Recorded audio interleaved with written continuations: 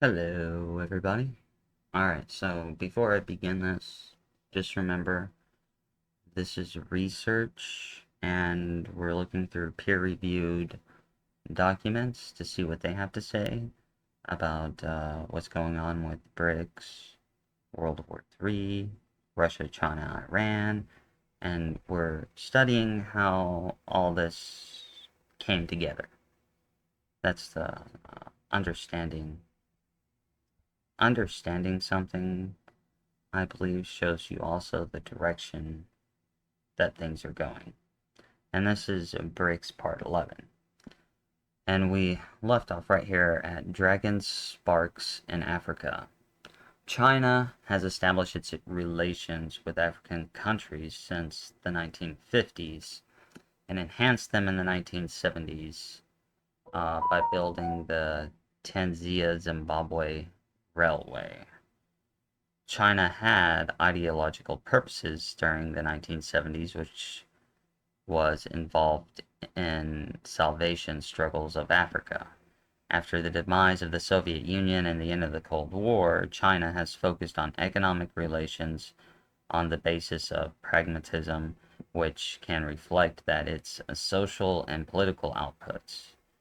Okay, so it's interesting to know that China's been there since the 1950s.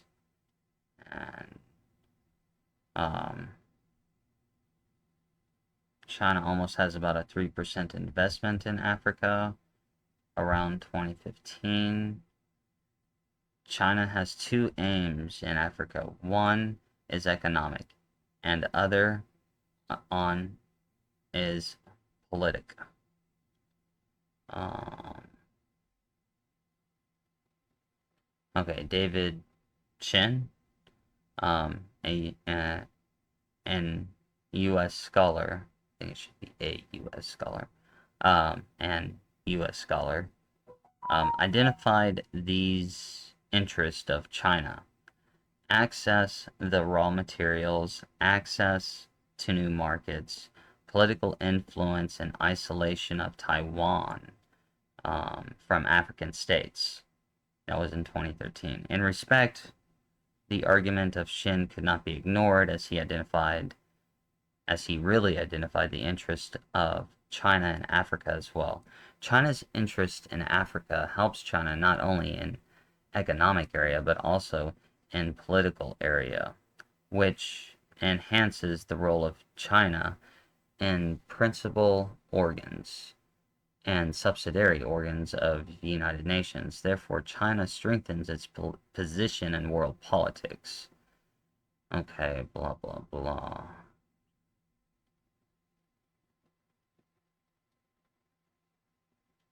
Okay, so a lot of China's stuff does not ship to Africa.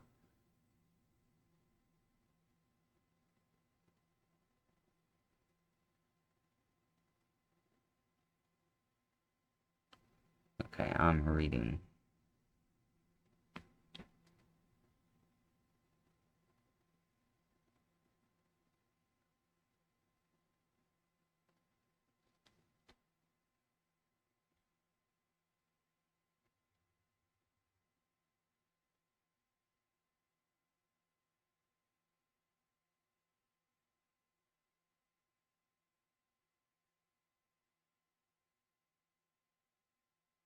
Okay, basically, it's just talking about trade and trying to become, and China trying to outdo the United States. Okay, international organizations. We're on number 4 now. International organizations are instruments of cooperation and challenge.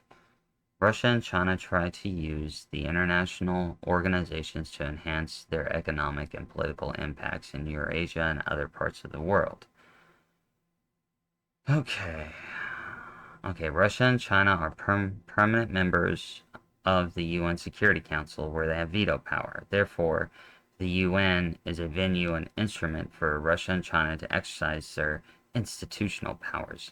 Their veto powers provide privileged status for both of them, and they use institutional power with other Western member states like Great Britain and France to challenge the process of the hegemony of the United States. Russia and China insisted on using their veto rights in substantive issues, namely Kosovo, intervention to Iraq regarding the status of Assad government in Syria, etc. Okay, hold on. We're reading again.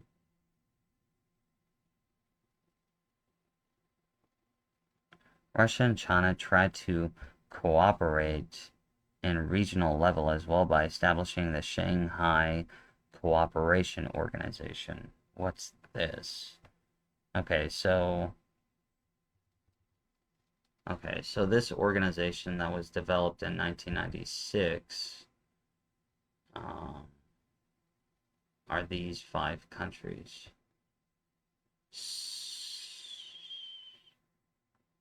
Okay. Focuses on economic trade, security issues. Russia does not neglect other regional organizations such as Commonwealth of Independent States, Collective Security Treaty Organization, and Eurasian Economic Union. Russia has developed its troops in Tajikistan. I don't know how to pronounce that. On the other hand, Russia has provided custom union with Kazakhstan and Belarus by using the EEU. Okay. And then we got APEC, the Asia Pacific Economic Cooperation.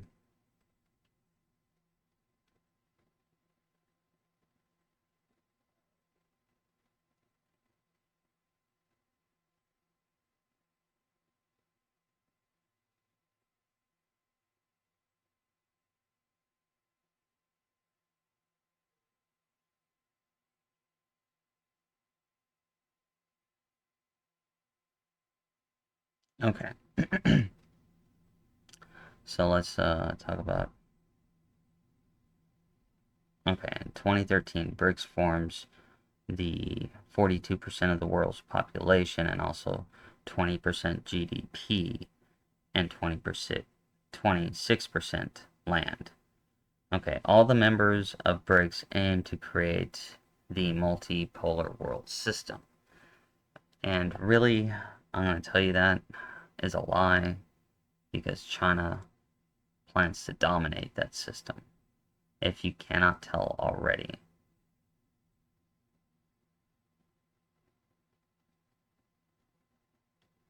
Okay, conclusion.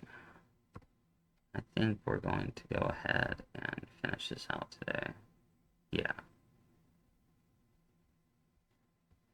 Okay, so conclusion, the economic and political system of the world is getting more complicated than the past centuries, and this led difficulties to making analysis.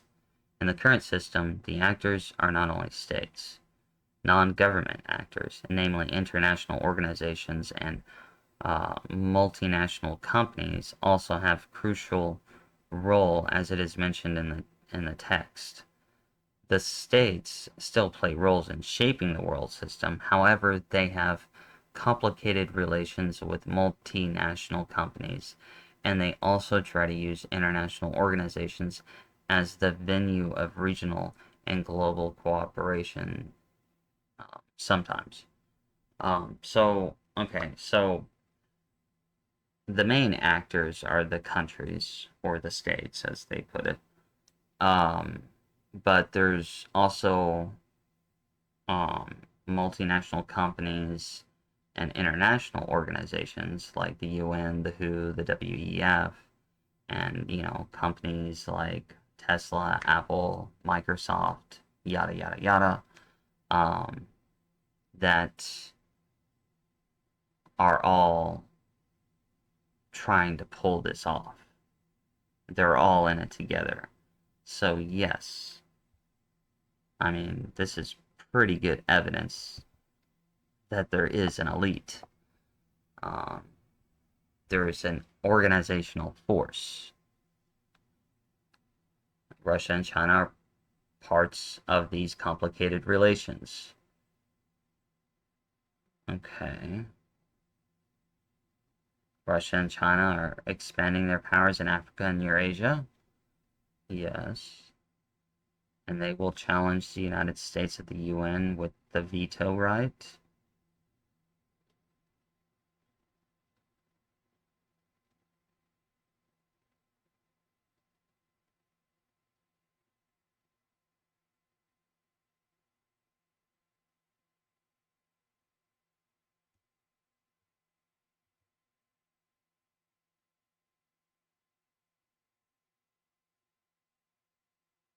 Hold on, I'm reading. Okay, here's the key thing. Right, starting right here. The current multipolar world system could not ensure peace and security as a whole in the conflicting regions, Syria, Iraq, Libya, etc., are getting the competition areas of rising powers, Russia, China, and other Brics countries, with US and Western institutions. The rising powers create their own local elites, and USA and Western institutions create their own elites as well. See, there are elites. They even talk about it in here. And once again, this is a peer-reviewed paper. So, yes, there are elites. And there should be. But the power that are rising are not only the states, but the multinational companies are also enhancing their influence around the world. On the other hand, the international organizations could also be considered as instruments of the economically dominant actors, companies in USA and Europe, state companies in Russia and China. All right.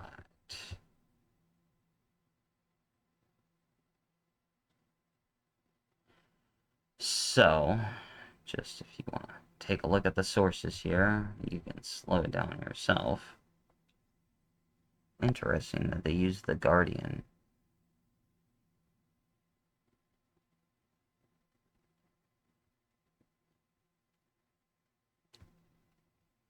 Alright.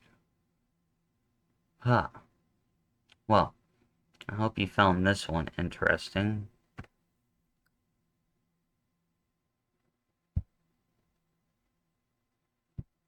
Okay, I don't know if I've done this one before, but I might redo some of the ones that I earlier did in the earlier videos. But we're gonna go ahead and take a look at this one again. I think I've done this one, but we're gonna go ahead and take a look at it anyway because I've had some new revelations, and I think I might be able to make more sense out of some of these things. So next we're going to look at, this was first done, this is another peer review. It's in international politics, and there's the DOI. We're going to look at how close China and Russia are. And kind of see if we can understand their strategy. That way, we can know what to prepare for.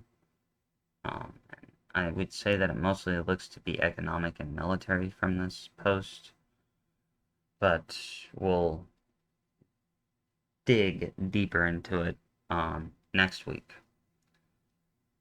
So, I don't think I need to do a summary of the last one. I think we wrapped that up in the conclusion. But if you have any questions, let me know. Other than that, y'all have a wonderful day. Don't forget to have a little fun. Remember to buy some toilet paper and sacrifice it to the and sacrifice at least one roll to the great cornholio.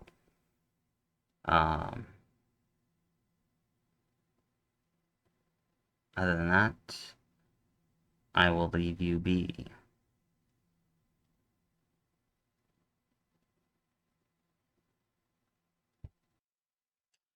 And this has been a Brics production.